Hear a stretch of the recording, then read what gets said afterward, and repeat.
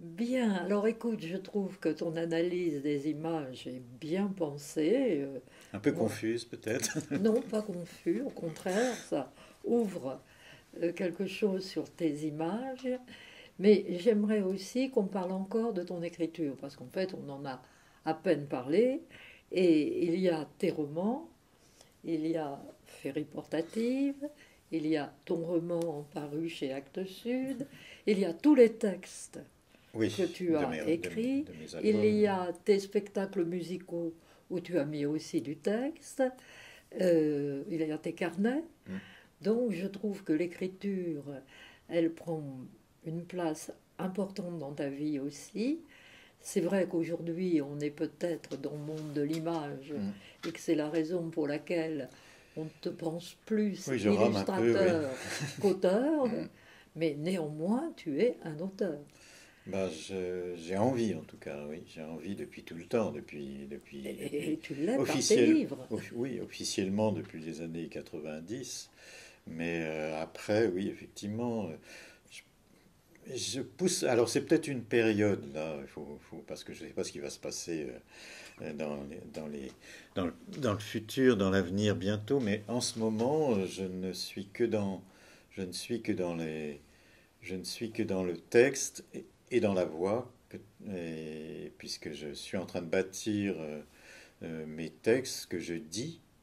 Et que je dis, hein, que je suis pas comédien, donc c'est un subtil travail entre le métier de comédien, la voix, l'intonation, mais c'est pas mise en comédie, mais mise en théâtre. Il y a, quand on fait une lecture, il y a une espèce de subtilité parce qu'on va pas avoir une certaine emphase. On reste un peu en dessous, mais malgré tout, il y a quand même un côté théâtre. Mais on est en dessous. La lecture, c'est assez subtil, hein. Ah, Tu moi, en as j'aime fait, beaucoup. oui, oui, tu en as fait, bien sûr. Et en même temps, on n'est pas dans le théâtre quand on Non, fait une du lecture. tout. Et en même temps, on veut capter son auditoire ou son oreille. Donc forcément, il va y avoir des intonations, des chuchotements, et de temps en temps un peu des éclats de voix, mais pas trop. Et je suis vraiment dans ce travail-là en ce moment, plus que le travail graphique. Je suis plus dans le travail de son, de musique aussi, puisque j'accompagne aussi de mes compositions discrètement, mais elles sont là. Et puis ce travail avec la voix, et de Mais mes alors, textes évidemment. que lis-tu? Alors là, je finis bientôt, je finis tout ce travail que j'ai envie de mettre en livre audio. Donc là, c'est mon travail de la cachotterie qui, petit à petit, a le volet galerie, mais qui a eu le volet édition, et qui, là, j'ajoute le volet son et le volet, c'est pas très beau, l'audio-livre, mais puisque ce sera un peu plus que ça, j'en dis pas plus, mais ce sera plus que ça. Mais là, je lis Muséum, là, pour finir ma phrase, je suis en train de finir d'avoir lu, ça c'est déjà enregistré, d'avoir mis en musique, d'avoir mis en son et de faire mon montage. Ça c'est fait déjà depuis longtemps. C'est un gros travail de montage, comme au cinéma, hein. C'est-à-dire, voilà, je lis, mais il y a pas mal de choses pas mal de choses qui vont à la corbeille. Et après, il y a ce montage qui est fait. Et là, je finis pratiquement ces jours-ci là, la version complète de Muséum. Donc, j'ai pas fait de coupe. Alors que j'avais fait, pour un spectacle que j'avais fait de Muséum, j'avais fait des coupes. Puisqu'il y a plusieurs personnages qui se lisent sur les ailes de papillon, j'avais fait tomber plusieurs personnages parce que en spectacle live, en spectacle direct, ça aurait été trop long. Mais là, comme c'est un livre audio, les gens, ils prennent le temps qu'il faut. Et en ce moment, écris-tu? Alors, justement, j'étais en train d'écrire cet hiver, et puis euh, tout d'un coup, j'ai eu une espèce d'énorme engouement pour le fait qu'il fallait que j'avance et que je fasse que j'aille au bout de ce projet de faire peut-être cette collection de livres sonores. Et donc, je me suis absolument investi depuis janvier sur ce livre sonore. Donc, on est en avril, oui, ça fait déjà pas mal de mois. Alors, je me remettrai à l'écriture quand j'aurai fini Muséum. Et je me remettrai à l'écriture. Et ensuite viendra le travail sur Féerie portative, mon dernier roman. Mais j'ai fait une parenthèse pour m'investir dans le côté voix, montage, très technique parfois, hein, parce que pour faire du... Ça aussi, ça me plaît bien, tiens, on n'en a pas parlé, mais j'aime assez... c'est vrai que que ce soit sur le plan graphique ou sur le plan écriture, c'est assez délicat. C'est, comme tu l'as souligné, j'ai dit que ça pouvait aller vers l'épure, vers le baroque, etc. Et parfois sur le plan graphique, très matière aussi. J'aime beaucoup travailler sur les matières. Et ce que j'adore en ce moment, mais ce que j'adorais déjà depuis des années, hein, c'est d'avoir des outils très froids, très secs, très techniques. Donc l'appareil photo, la caméra, les micros, et tout ça sont des outils très techniques. Et j'aime beaucoup, beaucoup jouer sur ce paradoxe de créer de l'émotion, voire même frisson dans le dos, mais avec des outils très très techniques. L'appareil photo, on ne peut pas faire plus technologique maintenant, le micro aussi, et les logiciels que j'emploie pour faire le montage aussi. Et je crois que j'adore ça, c'est de créer un frisson d'émotion, mais derrière, il y a une technologie. Je ne sais pas pourquoi. Je ne sais pas d'où ça vient, ça. On a l'impression qu'il y a des oppositions chez Oui, toi. ouais, ouais. Opposition création technique, opposition baroque pureté, tu vois, et que c'est dans ces équilibres-là que tu trouves ta voix, Ben ouais. avec un E et avec un X. Ah oui, oui, oui, oui, exactement. Oui. Mais oui, oui, mais ça, je sais pas d'où ça vient, mais je crois que tu as bien résumé.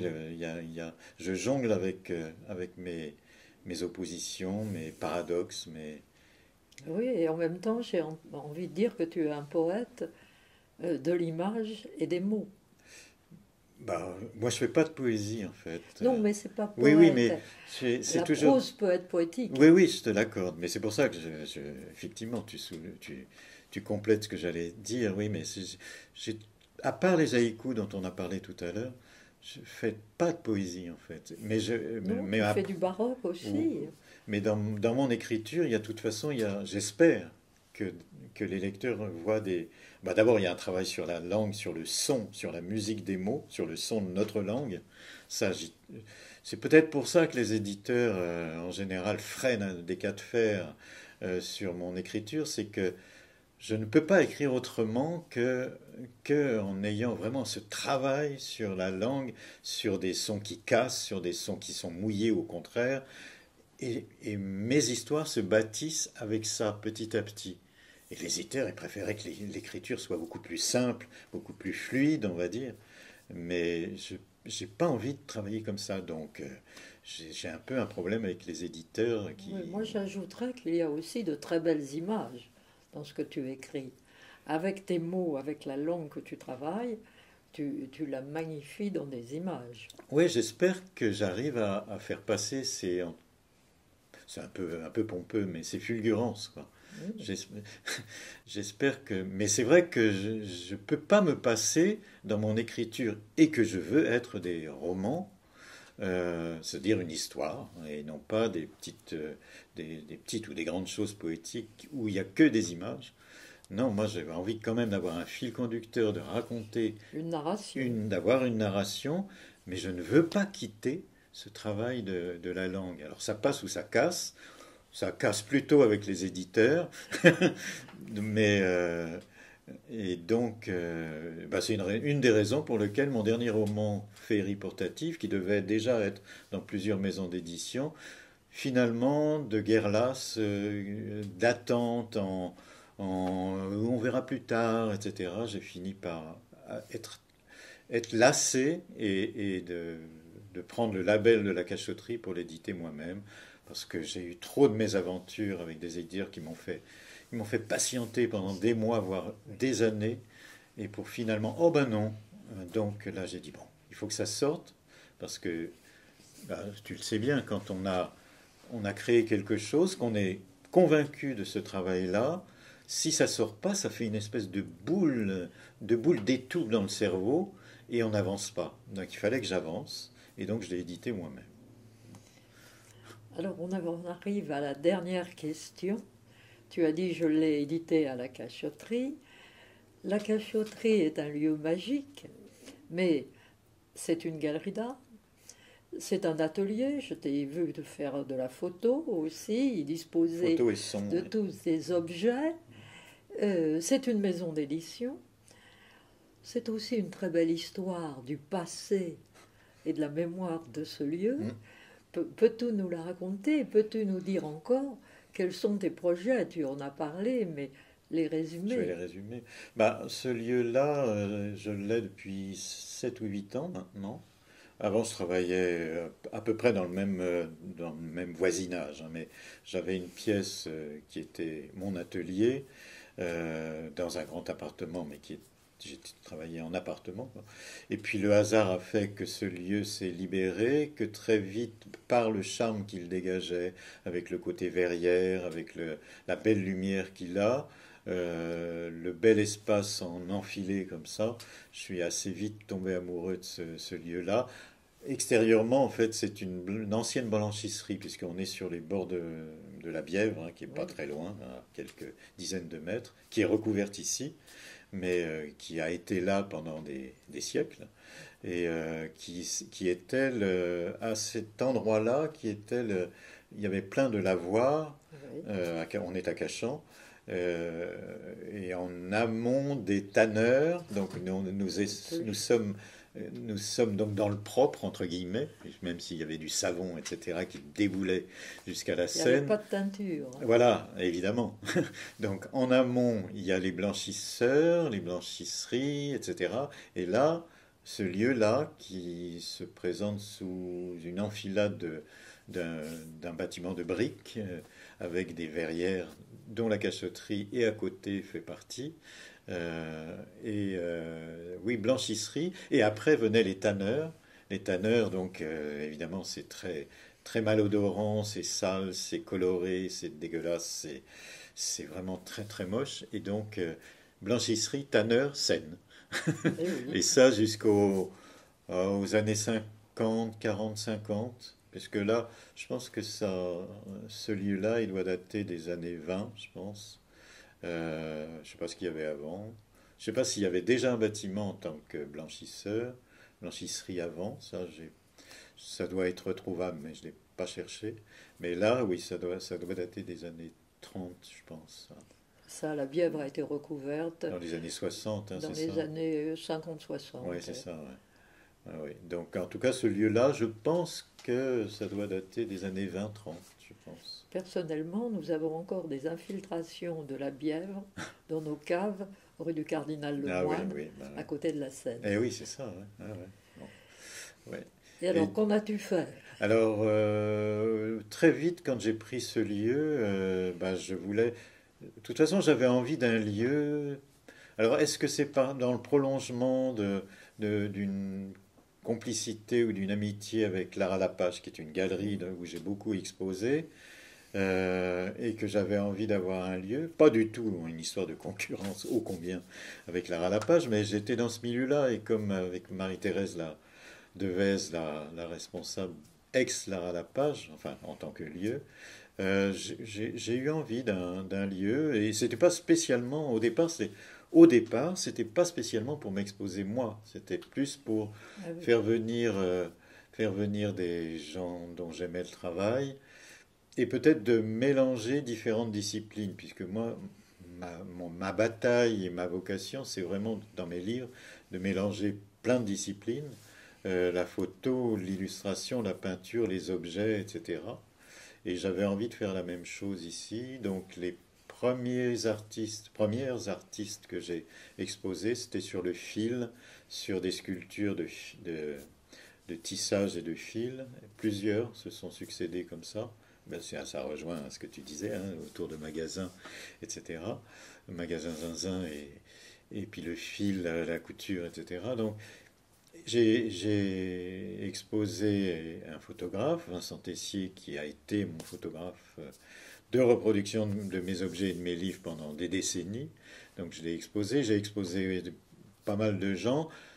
Ce que je continue à faire, mais ben justement, avec Marie-Thérèse, qui a quand même une très bonne conseillère, Marie-Thérèse Devez, on a un peu conclu qu'il fallait que je garde une identité vraiment de mon travail. Bien sûr. Et petit à petit, c'est vrai que pour l'instant, les quelques dernières expos, ben, je suis plutôt à mettre mon univers en avant, ce que j'avais au, au fur et à mesure des premières années, j'avais un peu oublié en fait. Donc petit à petit, ça devient un lieu qui est un peu plus clément qu'il ne l'a été au début.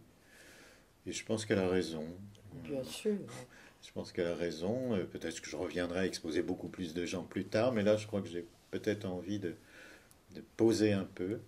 Et donc, c'est pas un musée parce que ça fige, mais c'est pas un musée, mais Non, un une lieu galerie. un peu clément. Puis cachotterie parce que bah, dans mes livres, je cultive quand même un peu la notion de secret. Souvent, hein, j'aime bien qu'une chose en cache l'autre. Et puis petit, parce que j'étais dans le livre, donc on fait des choses petites. Hein, et on est plutôt penché sur les choses plutôt que de les regarder de loin comme des grands tableaux. Donc ça, oui. Et puis j'étais à cachotterie. Tout ça s'imbriquait bien.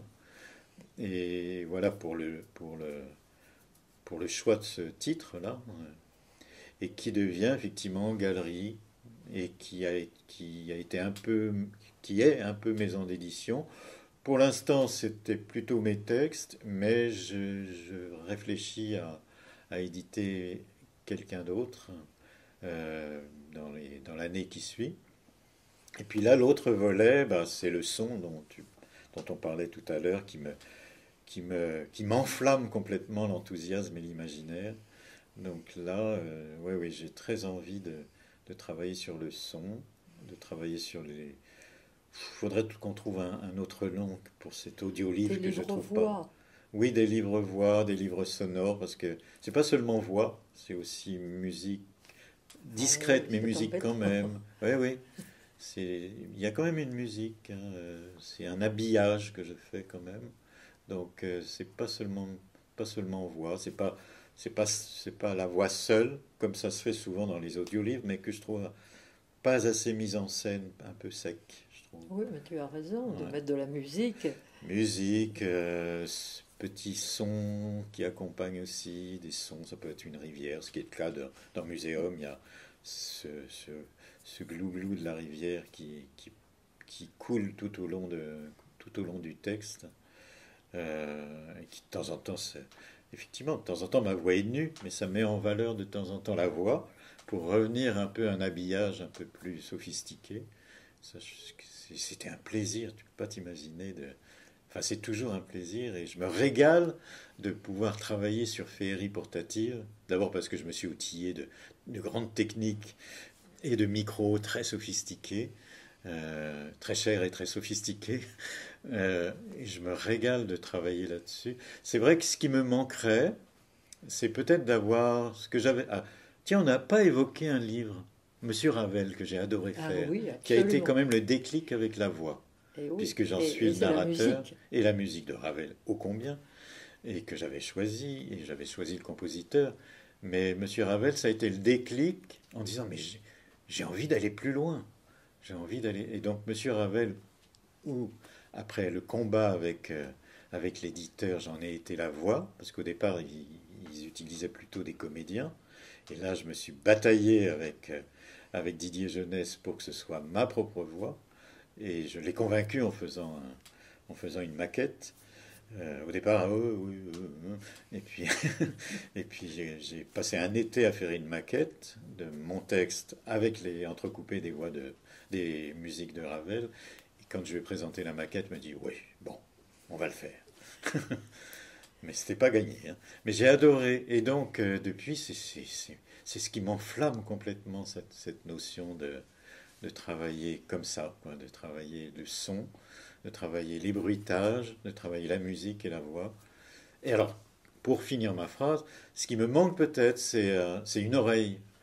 De travailler en disant, tiens, tu devrais peut-être monter, ça fait plusieurs fois que que tu descends la voix, Je me suis, quand j'ai travaillé, je pensais à lui, quand j'ai travaillé pour Monsieur Ravel, j'ai travaillé avec Gilles Lavis, qui a été mon directeur artistique voix. Et ça a été très bénéfique en fait, parce que on a des tics, forcément, on Bien a des sûr. tics de voix et de langage. Et donc ils me disent non, mais là tu peux monter ta voix, ou alors tu peux être un petit peu plus enthousiaste, etc. Et ça m'a été très très bénéfique. Et c'est vrai que j'aimerais bien trouver quelqu'un qui soit un peu ma grande oreille, ma première grande oreille, quoi. Ton autre oreille. Oui, mon autre oreille. Voilà, mais voilà, c'est, c'est ma flamme du moment. Eh bien, merci infiniment, Merci Rolande. Frédéric, parce que tu nous as donné une manière de pouvoir entrer dans tes livres, dans ta création, par toutes tes pensées sur ton travail, par tous tes désirs aussi, par toute ton ardeur, ton énergie, parce que je connais la création du côté texte, je connais aussi les éditeurs, il faut quand même beaucoup d'énergie, Ouf. d'abord pour créer, Hmm. et puis ensuite pour trouver la mise en livre idéale. Bah, Et t'as là, tu raison. nous as donné à sentir, à comprendre encore mieux tes livres. Merci Ouais, bah, infiniment au nom merci du Rolande. CRILJ. Frédéric, c'était un moment très beau et lumineux sur ta création. Merci pour ce temps. C'était un plaisir, Rolande. Merci.